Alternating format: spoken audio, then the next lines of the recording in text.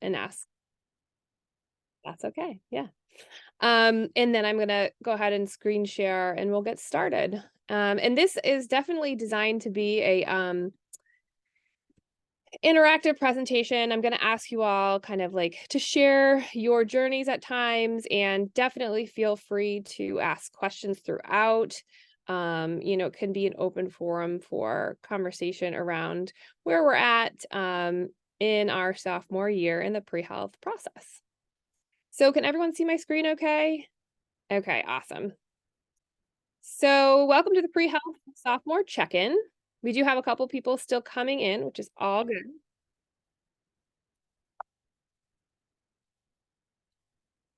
So this is what we will talk about today. So again, my information is at the bottom. Cindy Seltzer is our Director of Health Professions Advising. She's not here today, but she is available for one-on-one advising as well. And then I have Coco's info up on the right-hand corner here, and she introduced herself. And so Coco and I will be leading you all through talking about academics, right? Extracurriculars, internships, which is a big thing starting in our sophomore year, is availability of what internships you can apply for, going direct versus gap time, and talking about letters of recommendation, and certainly hoping that there will be some time at the end to answer additional questions that you all might have. You can also drop questions in the chat, and Coco can check in on that as well. So if you want to do it that way, or you can kind of just speak up, either way is fine. Okay, so this is my first slide because now we're sophomores, right? So now you have an idea of kind of how Wellesley works, and maybe you're realizing like the 4-year course plan you made for yourself isn't going exactly as planned, right? So here's how we thought life would go, and here how it actually goes. I like the little fires. I think that's pretty funny. But I think this is an important way to start because usually things don't turn out exactly how we plan. And I think it's important to know that that's okay. And that's why health professions advising is here, is to help guide you along the way. It's really common for students to not get the classes they want, to not find, get the first internship they apply to, or to not get shadowing or whatever they thought they would do. And I just am here to tell you that is okay. It's still very early in the process. And we're here to help you figure out and navigate life and college and pre-health, most importantly. And then I also added this other kind of meme saying here, which is just that it's never too late to start. So if you're someone who decided you were going to go pre-health, pre-med in your first year, awesome. If you're not and you decided now, right, like, oh, I think I'm going to explore pre-health or pre-med, that's okay. It's certainly not too late. People make that decision in their second year all the time. And so just know that you can still be on track to go to the graduate school of your choice. Okay, so this is our first kind of topic area today, and it's really a check-in for you on where you're at with your academics. Sophomore year is an exciting year because you get to choose your major, right? And you get to declare that major, and you're kind of solidifying, like, this is what I'm going to do with my time at Wellesley. And that's a big decision. And again, Coco and I are happy to talk you through any question you have around that decision. But the important thing to know for pre-health and pre-med is that you don't have to have a STEM major. You can major in anything you are passionate about and that you would like to major in, just as long as you get pre-med coursework or pre-health coursework in that you need graduate school. So one of the things I would encourage you to do as you're choosing your major is connect with that faculty and your major advisor as soon as that's assigned to you. I know sometimes that can take a little time depending on the department, but we are definitely, one area of advising, but your major advisor and the faculty within your major are also going to be hugely supportive of you throughout your journey at Wellesley. So connecting with them early and often, I think, is a really important piece of the puzzle as well. Coco, do you want to talk a little bit about when you declared your major and how you first connected with your faculty advisor, or maybe just faculty in your department?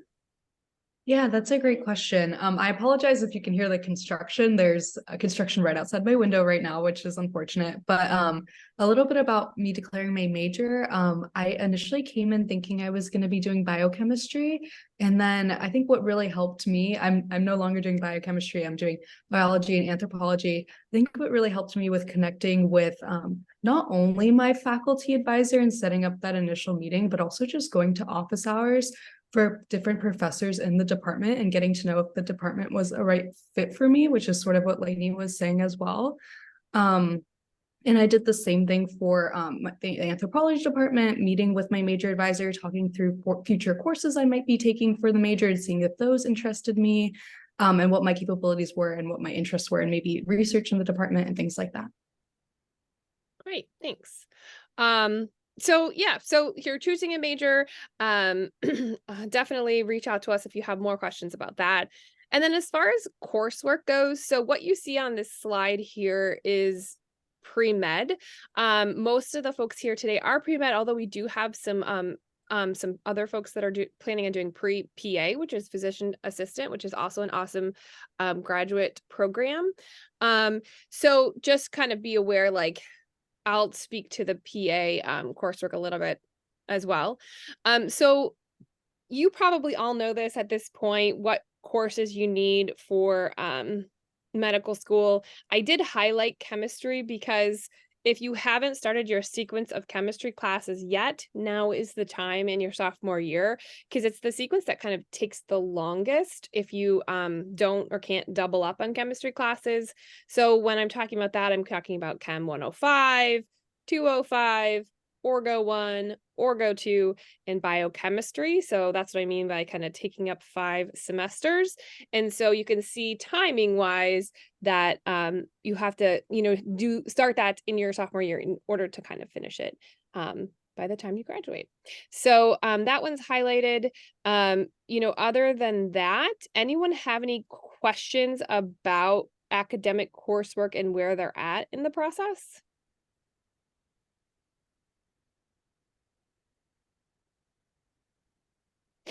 This is something we do individual advising on as well. So feel free to, meet with us one-on-one to actually look at your 4-year plan if you've adjusted it a bit. There's no specific classes you need to be taking in your sophomore year. It's kind of all based on where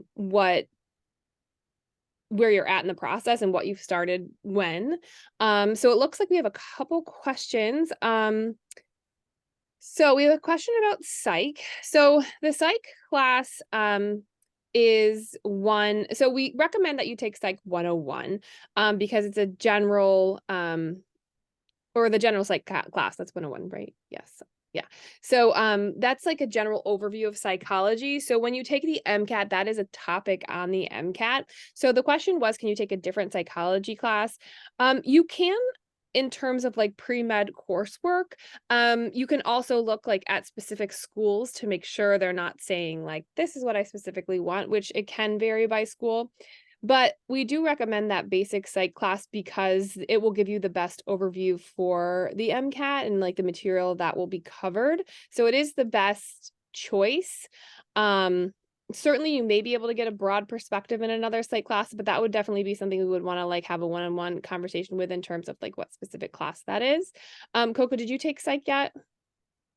I did actually took biopsych, which is sort of different from Psych 101. We'll talk a I little bit thought about yeah, of course. I haven't taken the MCAT yet, so I don't know how applicable it might be for the MCAT section. I just was more interested in what the course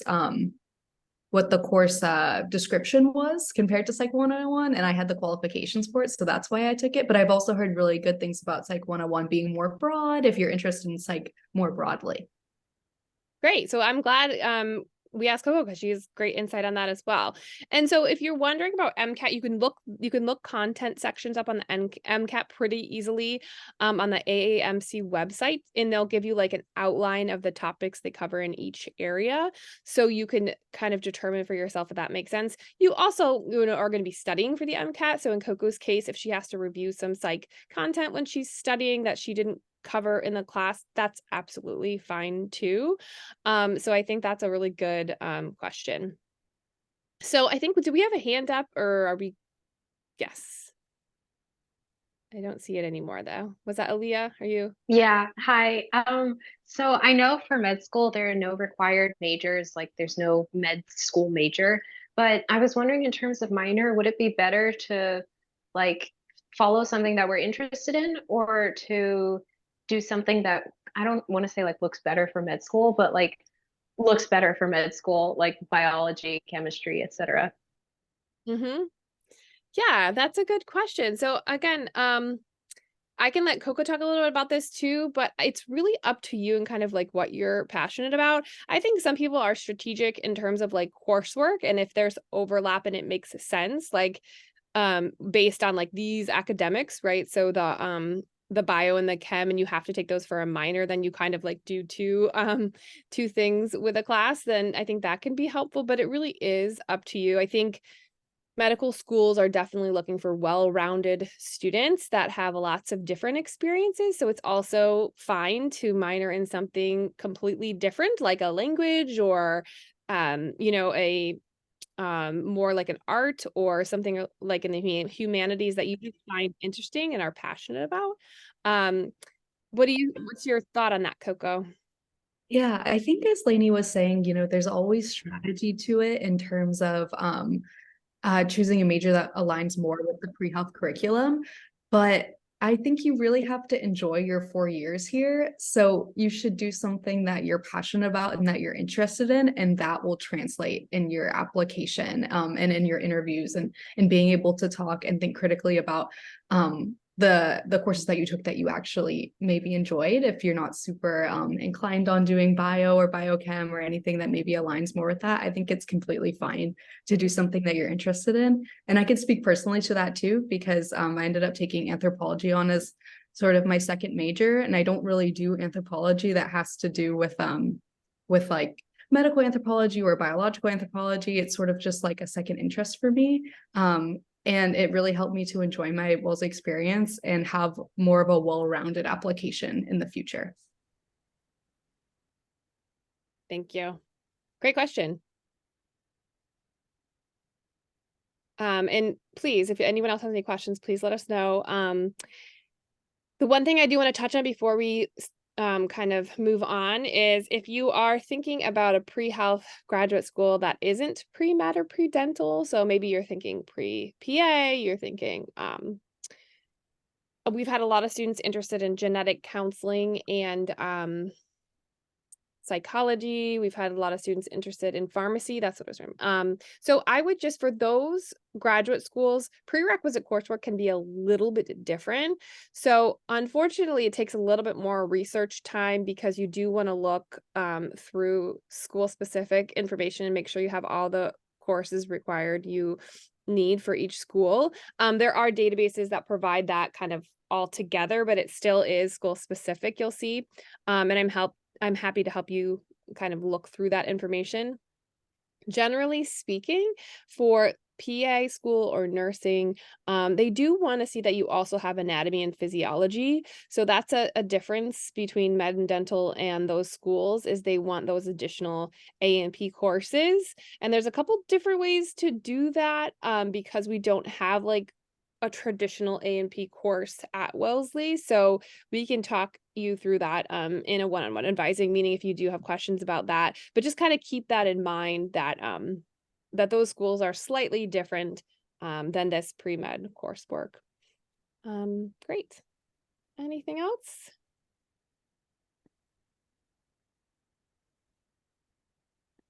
Awesome. Okay, and so I did want to take a minute just to give you some data and to talk a little bit about GPA. So numbers are not everything when we apply to our graduate programs, right? Obviously, again, they look at your whole application, and most likely everyone's going to have one part of their application, that is a little bit weaker than all the other areas. So again, this is kind of big picture, but this is some data on GPA accepted MD students Wellesley versus the national average, and then some MCAT information as well. You're probably not thinking about the MCAT yet, maybe you are, but the reason I wanted to point out the GPA is for a couple things. You know, you're in your sophomore year now, you have a semester of graded courses on your transcripts. So you're kind of seeing where your GPA is landing. We do see that folks with a 3.5 or higher tend to do the best in the application process for medical school. So that is really kind of your goal. And I just think it's good to know that early because it's a lot easier to kind of start with a high GPA than it is to bring it up. It's really hard to bring up a lower GPA as you go. And you'll see these bullet points at the bottom give some interesting information about there wasn't a significant difference between GPAs 3.5 to 3.7. But sorry, I'm letting people in as I'm talking. So having a 3.5 or higher is great. Our average falls around a 3.7 usually for accepted students to medical school. So just a little bit of data to think about. Any questions on that?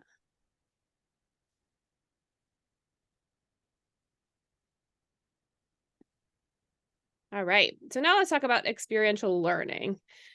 So this part of the conversation, we're talking about those 3 areas of experience that you want outside of your academic work. So we talk about research, volunteer work, that also is called, you know, community service, giving back, those types of things, and then clinical work, and that includes shadowing. So I wanted to kind of pause here to get some of your input if anybody's willing to share. I know since you're in your sophomore year, some of you may have done or started some of these things.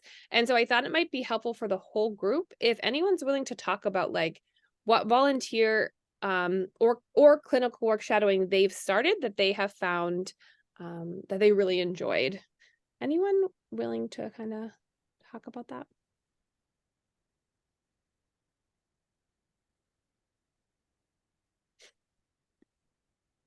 I know I'm putting you on the spot.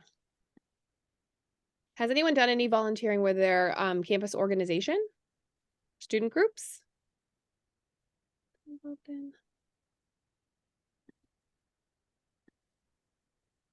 Let's see. Aaliyah says she's going to 2 this semester. And then someone else is involved in healthcare for the homeless. It's a very good option. Okay, what? Oh, Boston. Wait, BHCHP. Tell me what that is. What's the acronym? Oh yeah, that's also healthcare for the homeless. Okay. Good. Cambridge Women's Center. Oh, look at you all. Okay, so that's good. Okay, so someone who has done some work with the healthcare for the homeless, can you tell the group a little bit about what you've done so far? Or is that something that you're starting?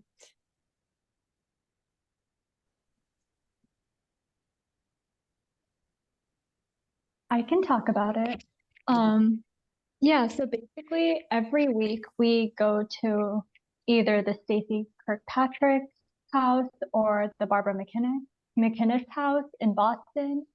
And we basically just organize activities for the underserved populations there. And so both of these houses are long-term healthcare facilities. And so basically after surgery, they need a place to rest and recuperate. So we just go there and we plan some activities. And it's mostly just like a way to provide some non-clinical care to them. So we color, we play games, we just chat and have great conversations. Awesome.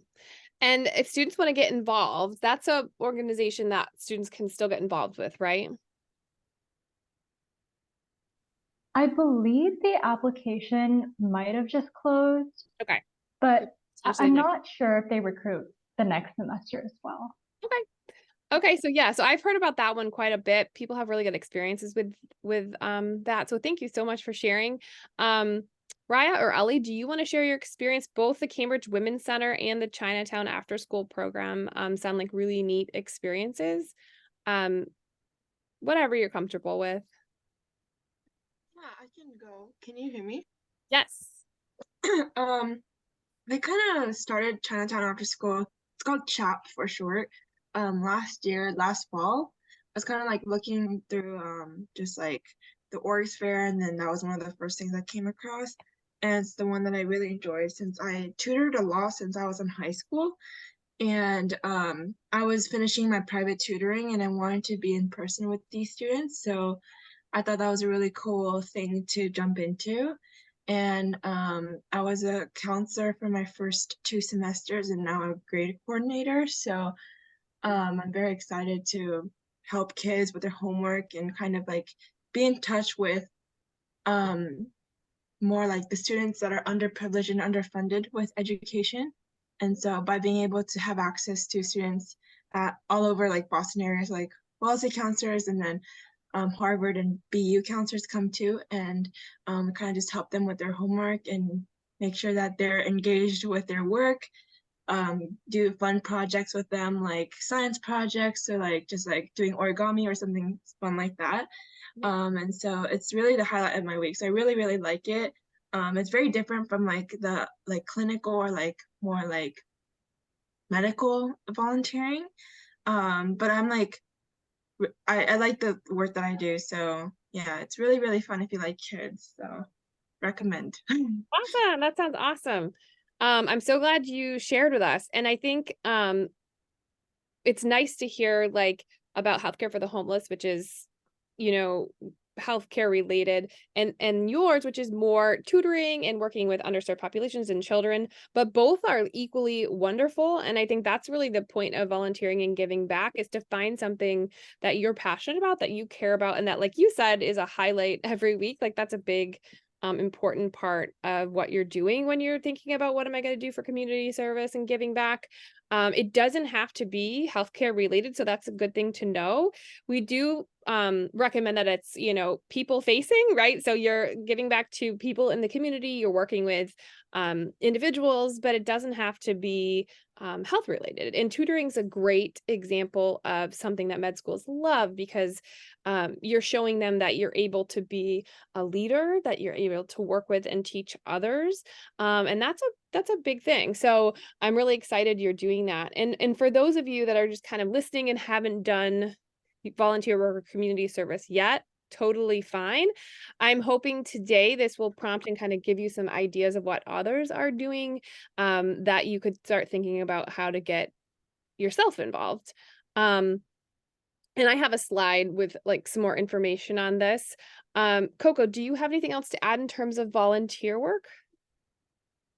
Not much to add. It seems like people are doing some really amazing things on and off campus, which is great. I think a great place to start, as we've sort of mentioned, is some of the on-campus student organizations, because they often have volunteer opportunities, also civic engagement at Wellesley, and alternative breaks. They also offer a lot of great opportunities to get involved.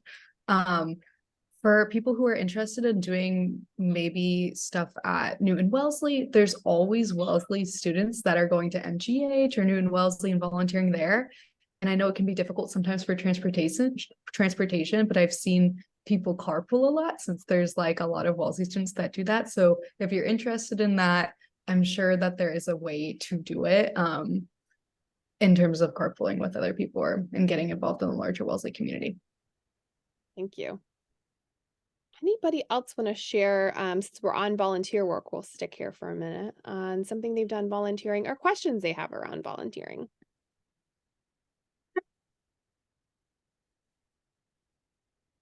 Volunteering is definitely something that you want to have done in your 4 years at Wellesley, regardless of what graduate program, medical school, dental school you plan to apply to. They all, you know, want to see some community service and in some way how you've given back.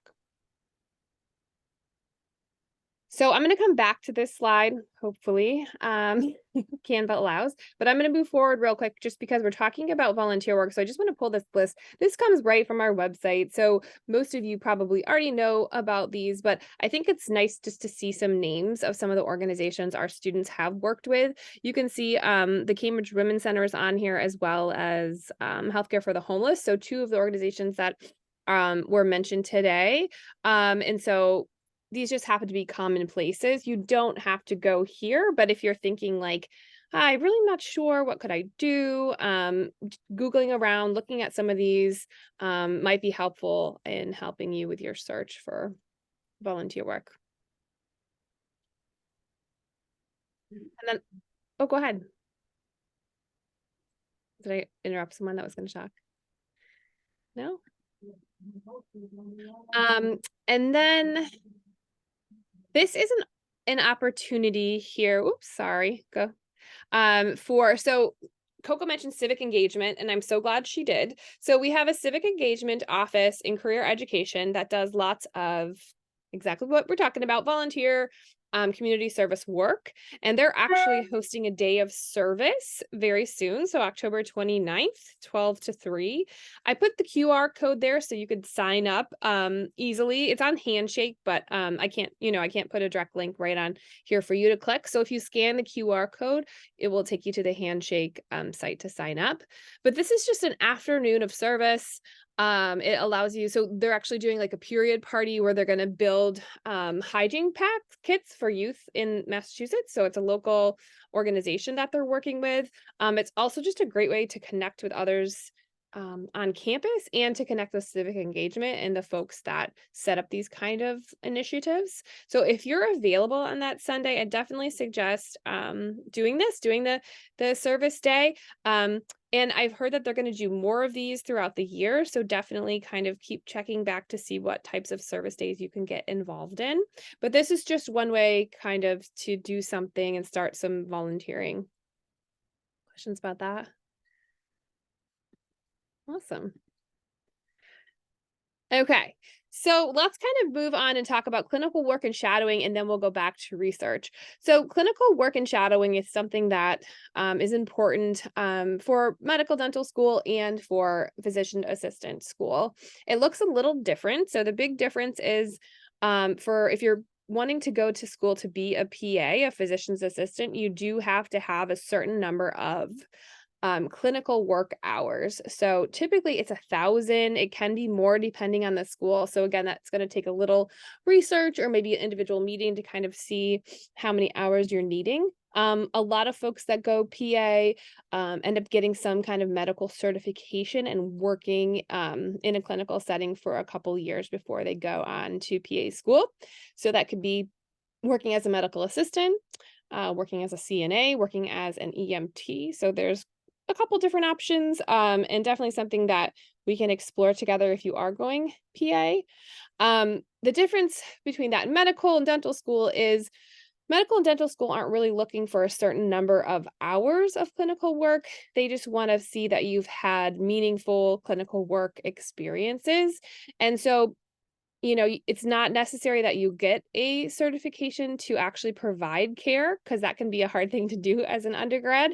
But that you're putting yourself in a setting where you're able to either shadow someone who's doing clinical work or assist or watch, kind of whatever that looks like. Or maybe you're in a volunteer setting, but you're able to provide some level of clinical care as well. So there's different kind of things you can do for clinical work.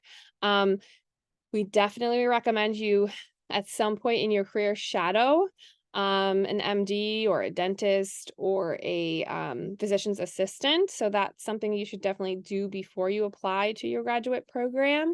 That can be hard sometimes to find someone that's willing to have you come in and shadow, just because a lot of physicians and physician's assistants are really busy.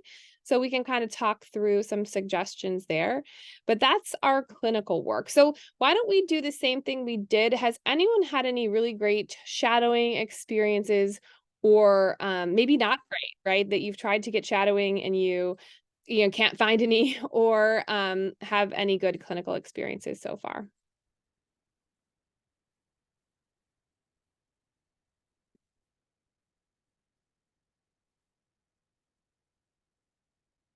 Maybe this is something we're working on getting this year, right? Coco, do you want to share kind of your experience with this one?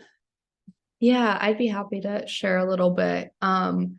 So my experience was a little bit special, but it's also something that other people can do technically if they're interested. I got a lot of my clinical experience through a research internship that I did last summer. So for future reference, when you're looking at applying to internship programs this summer, a lot of them that are more focused on research will also have clinical aspects to them where they can connect you with doctors, with where your PI can connect you with a doctor to shadow. So you can kind of do a 2-in-1 sort of thing. And that's what I did, but that's not always the case for every internship. So this summer I shadowed in the gynecology department at the Mayo Clinic with a minorly invasive gynecologic surgeon. And I got to watch 2 hysterectomies, which was amazing. And I had a really good experience. But I know that it can be really difficult, especially if you're a student here, to get shadowing opportunities during the school year. I guess my advice for underclassmen looking to do that would be to definitely connect with alums on the Hive.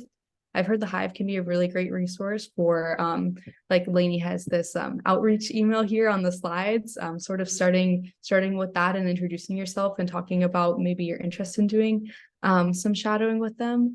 The Hive, and then Wellesley Facebook groups I've heard are also really helpful. I don't know if we have a slide for this. I don't want to get too ahead, but No, you're good. This is great. I think so. Wellesley in Medicine is a Facebook group that you can look up if you have a Facebook page.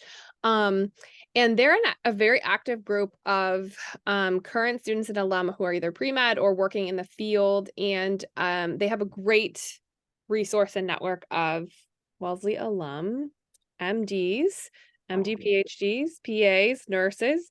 They even have like a database through Excel where everyone's kind of shared their information. So that's a great networking piece, that Facebook page. I know I don't really use Facebook anymore either, but just for groups, I think people are really active on there for groups.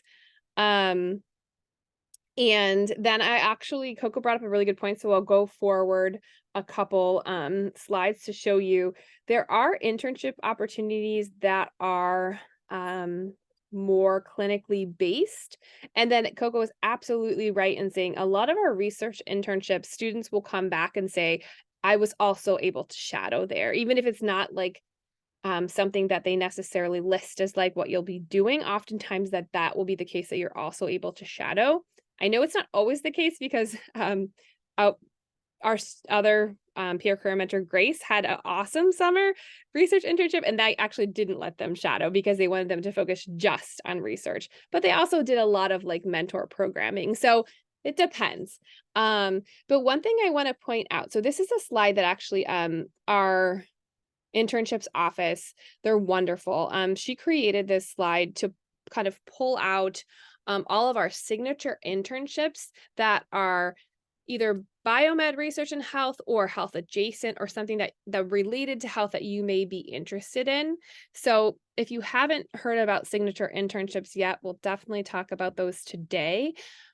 These aren't even available till your sophomore year, so you might not have heard of them, or you may have heard of them and you've just been waiting to apply. But here they are, and a lot of them are going to be available to you. And so just as an example, if you look under the biomed research health, down at the bottom, the Veterans Affairs Medical Center in Jamaica Plain, this is a really like patient-facing clinical work job, and one where you get a lot of clinical experience. And so that's a great example of something like if you want to do that a little bit more than research, that might be a really good internship for you. We also have 2 new ones this year, the Family Van and Health Wagon, which are both, again, patient-facing care, where your Family Van is in Boston, where you're going out in the community in a mobile health unit, like a mini clinic, right? And you're going to places in the community that folks maybe aren't getting as much care or can't access care, and you're providing that care in that type of setting. The Health Wagon is similar, it's just in a different area of the country. So there are opportunities for internships that are clinical based, in addition to like the research internships that may lead to the clinic as well. So before we move on, we did have a question in the chat about does virtual shadowing, is that a valid option? So typically we say you can virtually shadow, but that shouldn't be the only thing that you do. Medical schools really want to see that you have in person, you've worked alongside of someone in the field or with patients and you've provided that care. So if you do virtual shadowing, you find a really good opportunity, a really good experience, that's fine. But that should be an add-on to actually getting the in-person experience as well. During COVID, certainly that was a lot more accepted, obviously because it had to be, but now that we've kind of like come up to the other side of the peak of the pandemic, I think they really do want to see getting out there and being in person. Okay. Awesome. So we'll come back to internships, but I just wanted to kind of give you kind of an overview that there are clinically based internships that you can get. But before we do that, let's talk a little bit more about shadowing because this can be tough. Coco gave you some really good ideas. This is a very common thing that students come to us and say like, how do I get shadowing opportunities? And that's valid because like we said, doctors are busy. And it's a hard thing to find. So if you're not going through an internship, some of the suggestions are first kind of brainstorming, your own personal network. So it's always nice if you can connect with a doctor or a PA or a dentist that you have some sort of connection with, right? Because if they know you or they know someone who knows you, they're much more likely to say like, oh yeah, I can probably fit them into my schedule. So what I mean by that is like, maybe you have someone in your family that's a physician. Maybe you don't, right? Maybe you have your own physician or your own pediatrician who you've gone to for a couple of years and you feel like, oh, I could probably ask them next time I go, or if I call their office. You may, as you're sitting here, think like, oh, my best friend from high school, I think her dad, is a PA, or I think their family works in the healthcare field. So just kind of doing some like reflective thinking on like, do I know anybody that's already working in the field that could potentially connect me? In those cases, it probably will play out that you do your shadowing back home, right? So once maybe you go home for a winter break or you go home in the summer and you're doing some shadowing then, that's totally fine. So that's a good first step. Now, you also might be thinking like, I don't know anyone that works in the medical field, and that's totally fine too. In that case, we do say like it's great to just start to reach out to folks, and that's what this sample email is all about, is reaching out and saying like, this is me, this is who I am, I'd really like to chat with you about your career journey, in the hopes that it can lead to a mentor relationship and to some shadowing. What I've found in the last couple of years when I've been helping students do this more like cold outreach, cold calling email, is that they get more response from smaller clinics. So like let's say a pediatrician's office, or maybe a general practitioner who has like a smaller practice, they tend to respond quicker and have more, I guess, less policies around letting folks come in and shadow with them. Whereas if you try to, reach out to a large organization right away, like like an MGH or a Newton Wellesley, just kind of to a doctor directly, that may be a little bit harder to like get in shadowing wise without going through more official processes. And they might just be a really busy system that doesn't allow folks to come in and shadow without having like more structure around it, like an internship. So thinking about smaller clinics, smaller organizations that you can reach out to, if you decide that it might make more sense for you to start kind of contacting physicians and PAs. But definitely not something that we want you to worry too much about. Some of this stuff, as Coco said, will kind of unfold as you get other experiences like internships in the future. Some of you will have gap time to get in additional clinical and shadowing experience. So there's time for these things. So no need to panic if you feel like you haven't done this part of the experiential learning yet. So questions around that. I don't know where my chat went, but was there any questions in the chat? Okay. All right, so let's talk about research. Please feel free to ask questions at any time. So a lot of students will ask about research, especially in their sophomore year, because more opportunities open up to them. So we will talk about the signature internships that we have through Wellesley, as well as some other options. I will let Coco kind of start here and talk about what she has done for research, because she's had some really great, unique research experiences. Yeah, so I did not have research experience coming to Wellesley at all. I definitely want to preface that. And I sort of started from the ground up in my first year.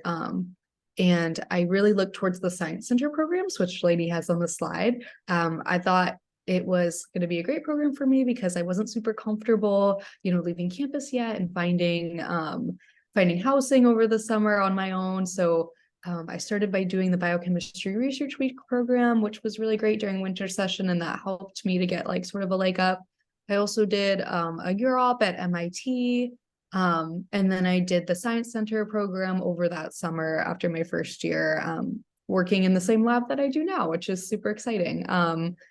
Yeah, I've sort of done a lot of the Science Center programs, the summer research program over summer for the past few years, working in the lab that I do now. And then last summer, I went to the Mayo Clinic to continue doing some of the research that I do here at Wellesley with our collaborators there, and shadow people at a different institution, which was great. But there's definitely, excuse me, there's definitely opportunities for you if you have not gotten research experience already. That's totally fine. I say that stuff about me coming into Wellesley with no research experience to show you that it's definitely feasible, and you can take a lot of the skills that you've learned in your classes and your lab classes and transfer them to an experience that you would want to do in the future. Mm-hmm. Yeah. Thank you so much. Anyone else have anything else to add about their research experiences or things that they found helpful in that process? I'm going to make sure to give you all time to share as well. Awesome. So these kind of 6 boxes that you see on the screen are ideas of ways to start looking into research opportunities, thinking about research opportunities. Again, there's not direct links on here, but Coco and I are happy to provide those to you after the presentation. We'll give you our contact information if you're like, what's the pre-health database for the AAMC? We can help you find that information. We have a nice database that we've created with summer internship options. And as we've kind of talked about, a lot of them do start in your sophomore year. So they'll say sophomore and above eligible. Some are junior and above, but I think the majority of them, I think sophomore year. And so when we're talking about these research opportunities right now in the signature internships, we're talking about the summer, right? So we're thinking like dedicating your summer to a research internship. However, like Coco was saying, there's different ways to do research. The Science Center has quite a few different programs. You can get involved during the year with your faculty or with MIT and the Europe. So there's different points of time to do research as well. And it's kind of up to you and what you find in your schedule. Some folks will kind of feel like their academics are enough for them during the year and they want to focus on research in the summer. Some folks will add research on to their academic and that's fine with them. So there's no one right or wrong way to do that. I think it's a matter of finding some research you're interested in and kind of getting involved in that. Questions about that?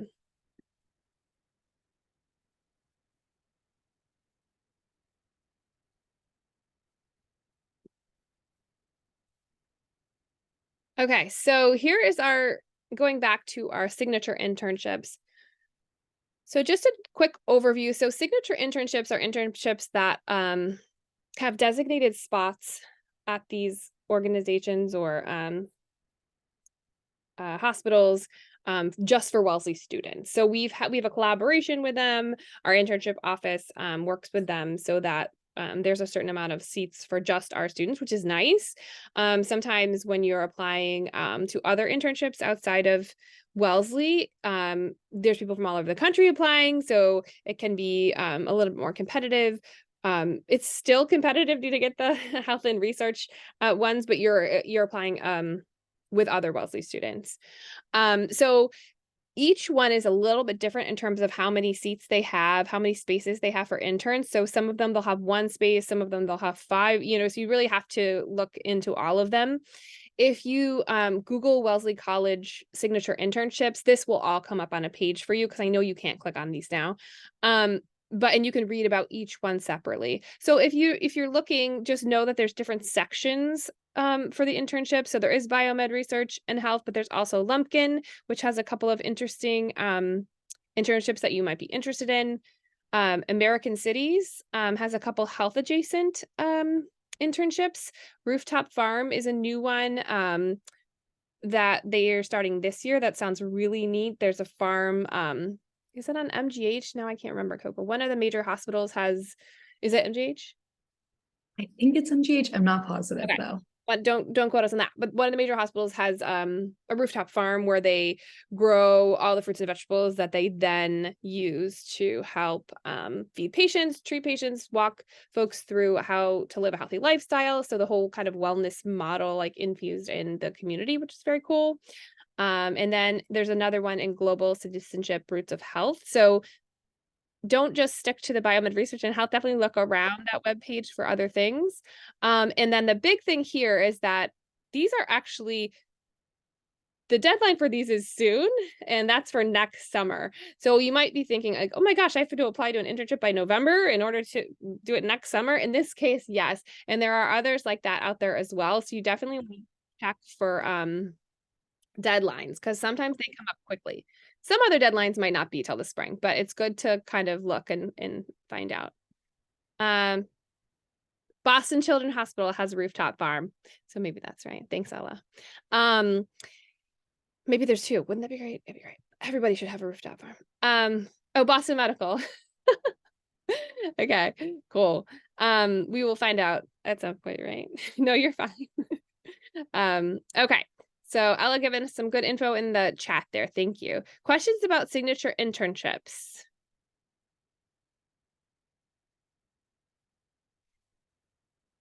Awesome. So the other good thing to know is we are happy to help with this. So Coco and I both have appointments available. Once you figure out what internships you want to apply to, please meet with us and let's look at your resume. Let's look at your essays you've provided. Let's help you through the application process.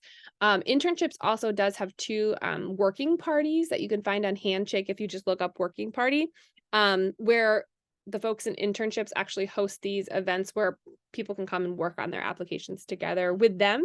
So those are also great resources to go to. How competitive are these is a question from the chat. So out of all the internships across all areas of the college and signature internships, the biomed and health tend to be the most competitive. But that said, some folks, a lot of folks will apply for the same ones. So like last year, we didn't have anyone apply for the Veterans Affairs medical. And so that just went vacant and empty. So no one worked there, which is a shame because it's a really cool hands-on experience. So what I would say is just kind of diversify what you apply for. Definitely can apply for as many as you want.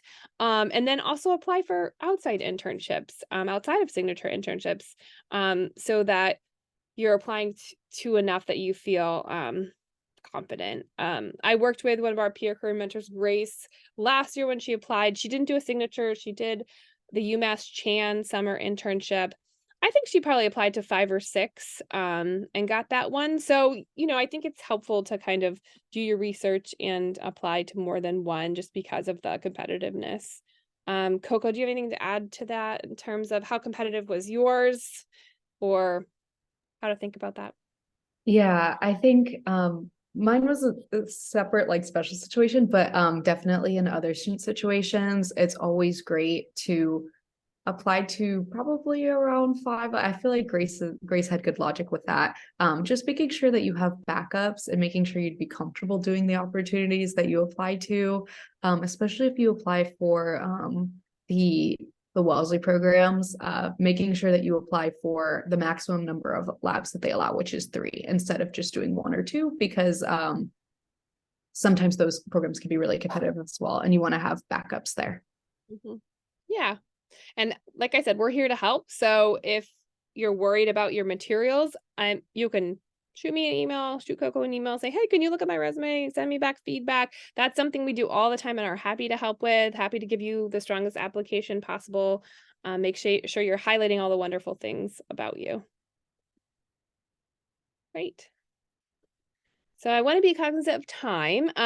So I wanted to just share some gap year data. This may be something that you have seen before, but this is the most recent data on our students in gap time. So what do I mean by gap time? I mean the time between undergrad and going into, in this case, medical school.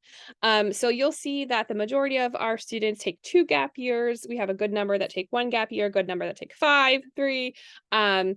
And we do have, last year we had 18% go directly from undergrad to medical school. So that is just to say that it's very common to take gap time between undergrad and medical and dental school and PA school, especially because you have to get in all those hours of clinical work. So as you're kind of working through your 4-year plan, if your original plan was to go direct and you're feeling a little bit of pressure, like, will I get it all in? Just know that it is okay to take gap time. It's also okay to go direct. If that's something that you really want to do, the most important thing that you need to know is that the timeline kind of comes up fast. And that's my next slide, to just say, for those of you that are planning to apply directly from undergrad to go directly from undergrad to medical dental school, you'll apply next year. So I just want you to have that on your radar, because the application cycle is long. And again, happy to meet with you to talk more about what it entails. But for now, it's just important for you to know, if you're going direct, you do that in your junior year. Any questions about gap time, going directly to medical school?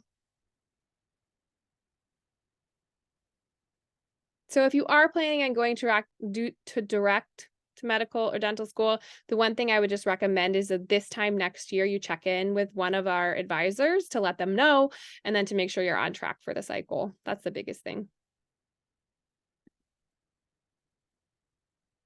Awesome. So I wanted to do a brief kind of check in about letters of recommendation, because we do get this question all the time. Like, what am I going to need for letters of recommendation? What do I need to be thinking about? This is nothing you need to collect now for your graduate program. Also, the signature internships don't require letters of recommendation, but some outside internships do. Did you have to get a letter of rec, Coco, for yours? Yes. Yeah. So it just kind of depends on the internship. So it is good to think about this. So right now, really what I want you to think about is, who might I ask for a letter of rec?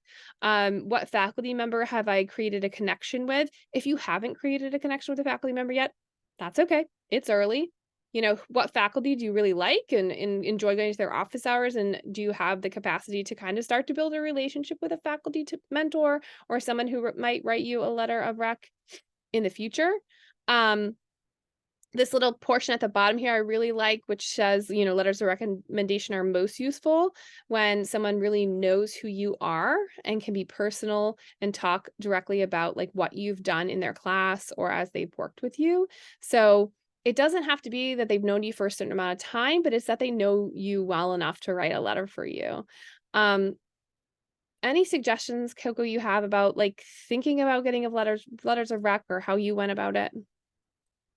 Yeah, I think that most faculty are definitely willing to write letters of rec. So don't be super intimidated to like go and ask and advocate for yourself if you took their class. But also just remember, sorry, the construction is very loud, but just remember that like good. Oh wow, I can hear it. It's crazy. But just remember that they need time.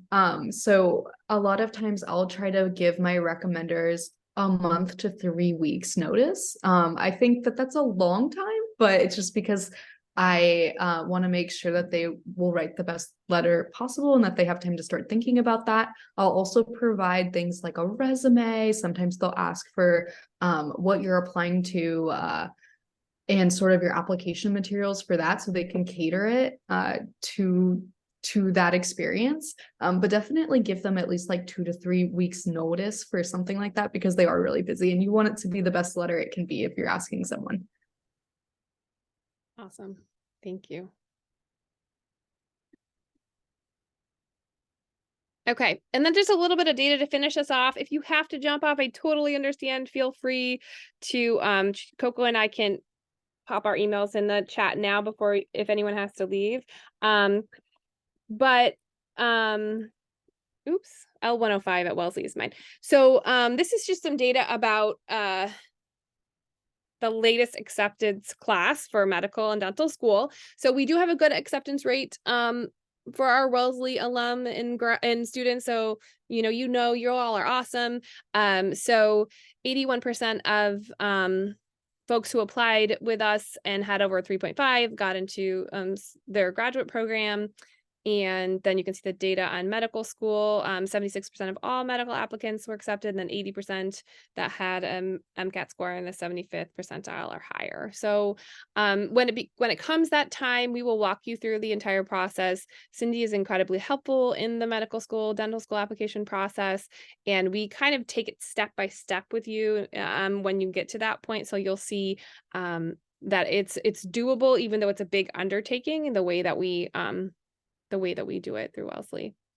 And then our students go all over the country to medical schools. So it's just nice to kind of see the map and where folks went in the last application cycle.